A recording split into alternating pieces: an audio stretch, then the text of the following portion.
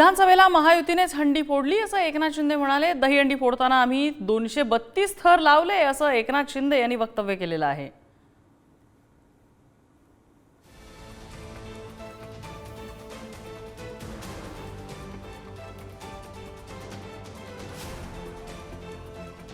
मी गेल्या वर्षी म्हणालो होतो की ही विधानसभेची हंडी पण महायुतीच फोडणार आणि महायुतीनेच हंडी फोडली।